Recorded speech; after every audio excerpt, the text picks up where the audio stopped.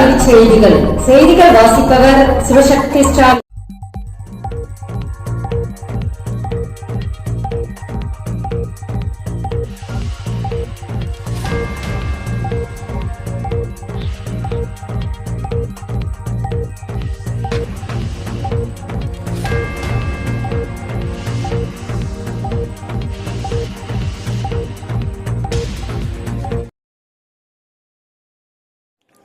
இந்திய விளையாட்டுத்துறை புதிய உச்சம் செல்லும் பிரதமர் நரேந்திர மோடி. 2036 ஒலிம்பிக் போட்டிகளை இந்தியாவில் நடத்த முயற்சி மேற்கொண்டு வருவதாக பிரதமர் நரேந்திர மோடி கூறியுள்ளார். 38வது தேசிய விளையாட்டுப் போட்டிகளை தொடங்கி வைத்த அவர், ஒலிம்பிக் போட்டி இந்தியாவில் நடத்தப்படும் போது அது இந்திய விளையாட்டை புதிய உச்சத்திற்கு அழைத்துச் செல்லும் என்றார். மேலும் 21ஆம் நூற்றாண்டு இந்தியாவின் நூற்றாண்டு என உலகம் தற்போது கூறி வருவதாகவும் அவர் பெருமிதம் தெரிவித்துள்ளார். மாற்றுத்திறனாளிகள் இடஒதுக்கீட்டில் சமரசம் இல்லை உச்சநீதிமன்றம்.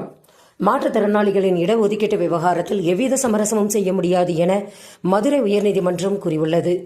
இது தொடர்பான வழக்கு ஒன்றை விசாரித்த நீதிமன்றம், சத்துணவு பணிகளில் காலியாக உள்ள 9000 காலி பணியிடங்களில் மாற்றுத்திறனாளிகளுக்கான 4% இடஒதுக்கீட்டு இடங்களில் மாற்றுத்திறனாளிகள் அல்லாதவர் விண்ணப்பிக்க தடை விதிக்கப்பட்டுள்ளது.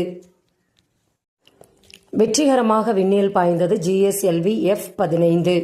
NVS-02 செயற்கைக்கோள்களுடன் வெற்றிகரமாக விண்ணில் பாய்ந்தது GSLV F-15 ராக்கெட். ஸ்ரீஹரிகோட்டாவில் உள்ள விண்வெளி ஏவுதளத்திலிருந்து வெற்றிகரமாக ஏவப்பட்டது. USA-வுக்கு GPS போல நம் நாட்டில் தரை, கடல் மற்றும் வான்வழி போக்குவரத்து மற்றும் பாதுகாப்பு பயன்பாட்டுக்கு உதவும் வகையில் இந்த செயற்கைக்கோள் வடிவமைக்கப்பட்டுள்ளது. 2250 கிலோகிராம் எடை கொண்ட இந்த செயற்கைக்கோளின் ஆயுட்காலம் 10 ஆண்டுகள் ஆகும். AI டெக்னாலஜியில் அமெரிக்காவை வீழ்த்திய சீனா.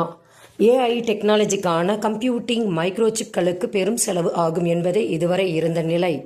ஆனால் முழுக்க சீனாவில் உருவாக்கப்பட்டுள்ள DeepSeek அதை உடைத்துவிட்டது.